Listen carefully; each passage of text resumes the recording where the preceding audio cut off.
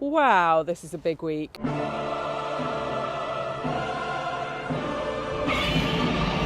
What with the second lockdown formally coming in, and of course lots of places in the country already in various tiers of restrictions, it's been a real blow to so many businesses and so many industries.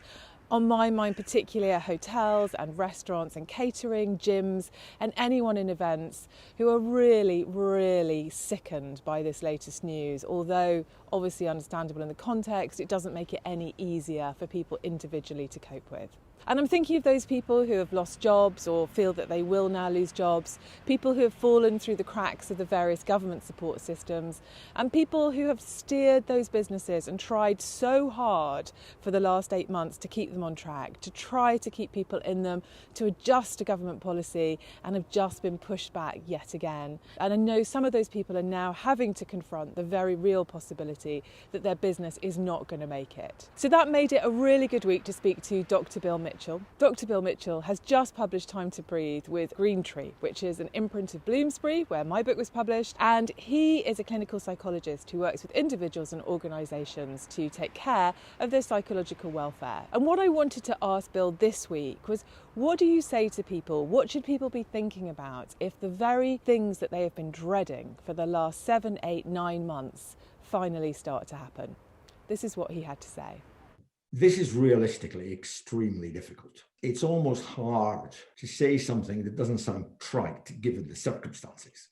You could be dealing with somebody who for 20, 30 years has been building up a business in hospitality and is now looking at that just falling off a cliff. They could be at a point in their life where they're thinking about retiring or hoping to sell the business, and their future would be dependent on the success of their business at this point in time. And that is realistically awful.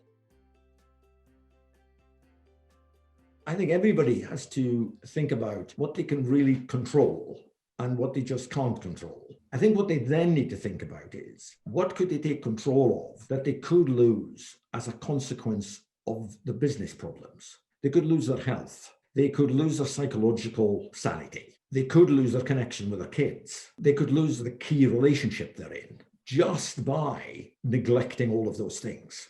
That would be a tragedy. If they can really try to see that all of the things I've talked about are in their realm of control in terms of being able to save those things or lose those things at this critical point in time, and invest some time in taking care of their psychological well-being, even though their motivation will be very low.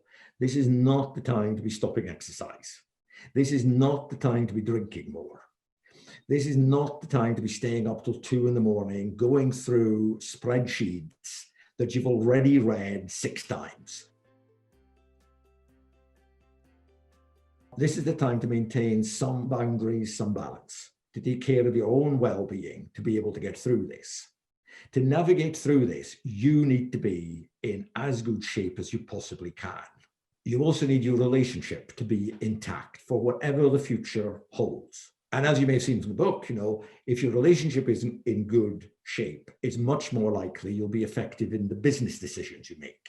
Well, everything interconnects. So I would say take real good care of everything that you can take control of. With too much to do, getting overwhelmed, not enough control, cortisol rises. And then that causes a number of ill effects. So one task, in a way, is keeping all this physiology stable. And there's a handful of things do that. And what I've done in that table is I've taken the main stabilizers and kind of put them into the form of a questionnaire so you can track yourself. So the key ones are exercise.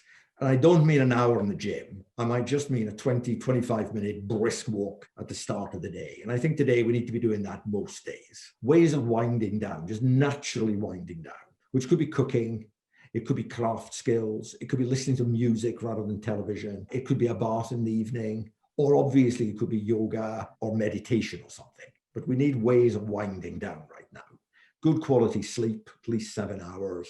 We need to take care of our diet, because our diet links directly to energy and also to mental well-being. not drinking too much, and preserving core relationships in our lives that have an impact on psychological health. Just laughing with friends, for instance, is almost equivalent to exercise in terms of what it does physiologically. And close time with our partners in life help to stabilize this physiology. So what I've done is I've taken the main stabilizers and I've just put them into the form of a questionnaire or into the form of a diary tracking system.